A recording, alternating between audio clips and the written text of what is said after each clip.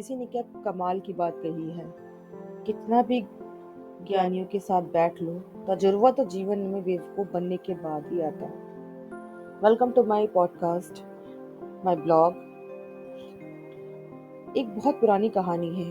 एक बार यमदूत ने अपने एक देवदूत को धरती पर भेजा, एक स्त्री की आत्मा लाने के लिए।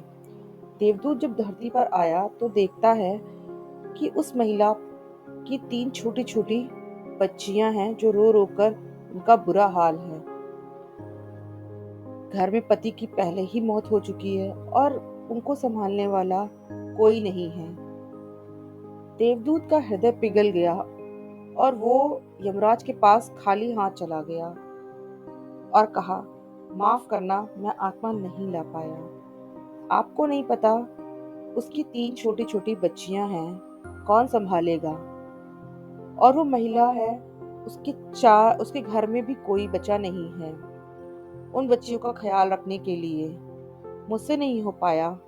मैं तो कहता हूँ, आप ही उसे थोड़ी और जिंदगी दे दीजिए, जिससे उसकी बच्चियों बड़ी हो जाएं। उसके बाद बुला लेना, उसकी आत्मा को ले आना। यमराज क्रोधित हो गए और कहा, अच्छा, तुम मुझसे बड़े हो गए हो, मुझसे ज्यादा समझदार हो गए हो। जो मृत्यु और जन्म को निश्चित करता है, तुमने अपना जीवन का सबसे बड़ा पाप कर दिया है और तुम्हें धरती पर जाना होगा और इस चीज की सजा को भी भोगना होगा। तुम जब तक अपनी मूर्खता पर 3 बार हंस ना लो, तुम वापस नहीं आ सकते। देवदूत को तब भी यही लग रहा था कि वो सही है, पर अब सजा तो मिल गई थी और भोगनी भी पड़ेगी। देवदूत को उसी धरती पर, उसी देश में जा गिरा जहां वो आत्मा लेने के लिए गया था। एक शहर के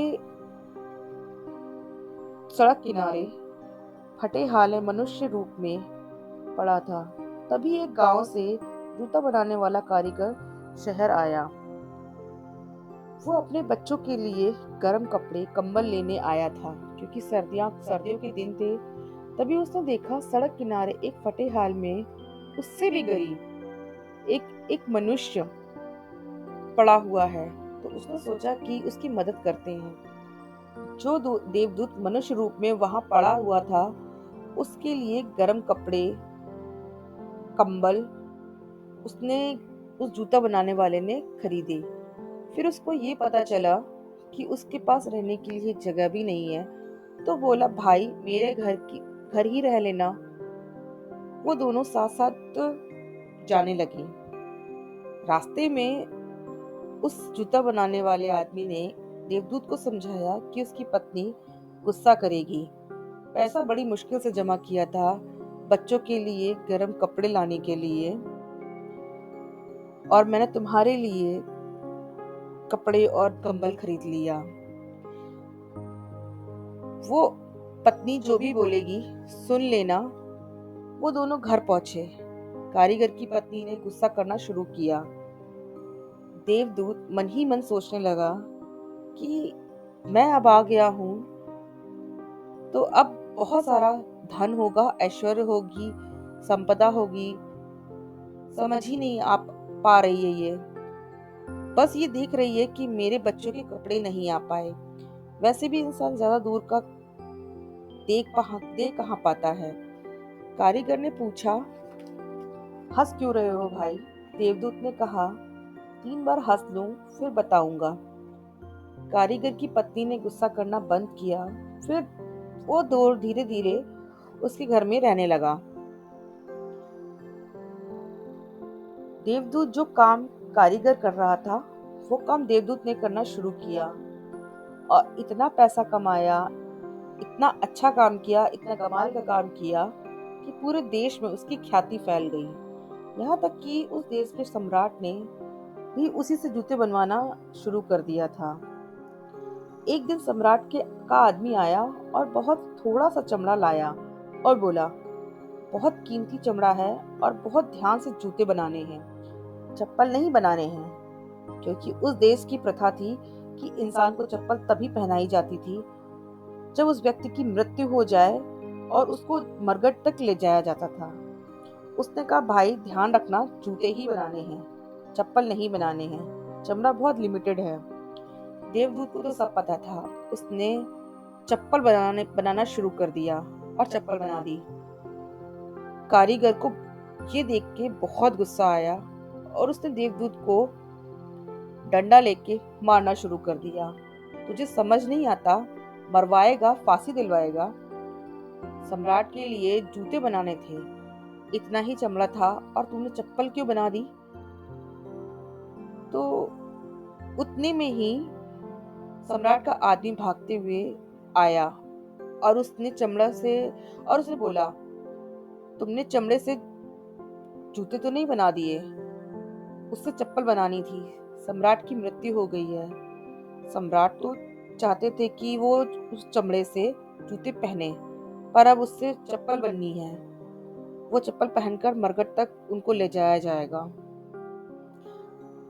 देवदूत ने तुरंत वो चप्पल लाकर सम्राट के हाथ सामने रख दी। सम्राट के आदमी ने ध्यान नहीं दिया और फटाफट लेकर भाग गया। जूते बनाने वाले आदमी ने देवदूत से पूछा, भाई तुम्हें कैसे पता था कि की देवदूत जोर से हंसने लगा और बोला, अभी मत पूछो, बाद में बताऊंगा। एक दिन एक और घटना घटी। 3 औरतें इनके पास आती हैं और कहती हैं, मेरी शादी है, बढ़िया सी सैंडल बनवानी है। और ये पहचान जाता है कि ये वही तीनों बच्चियां हैं जिनकी माँ की आत्मा लेने में आया था धरती पर। ये बुढ़ी महिला से पूछता है, ये बच्चियां कौन हैं? तो बुढ़ी महिला बताती है, ये 3 बच्चियां मेरे पड़ोस में रहती थी, मेरी कोई संतान नहीं थी और इनकी माँ बचपन में ही मर गई थी। तो मैंने इन तीनों बच्चियों को पाला। ये सुनकर देवदूत ने सोचा, उस दिन अगर मैं उस महिला की आत्मा लेकर नहीं जाता तो मैं इन लेकर गया नहीं होता और कोई और देवदूत उसकी आत्मा को लेकर गया है, तो इन तीनों की परवरिश इतनी अमीर घर में नहीं होती। ये तीनों गरीबी में पलती, लेकिन इनका भाग्य तो पहले ही लिखा जा चुका था और इन्हें माँ का प्यार भी मिला, एक ऐसी महिला के रूप में जो बहुत ही करुणा वाली है।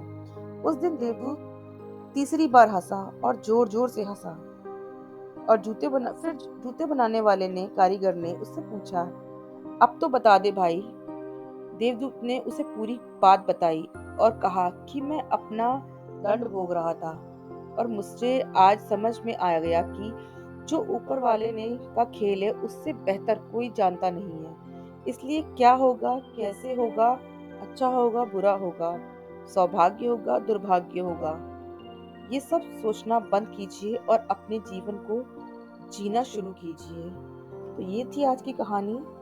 मिलते हैं नेक्स्ट कहानी में, तब तक के लिए थैंक यू सो मच।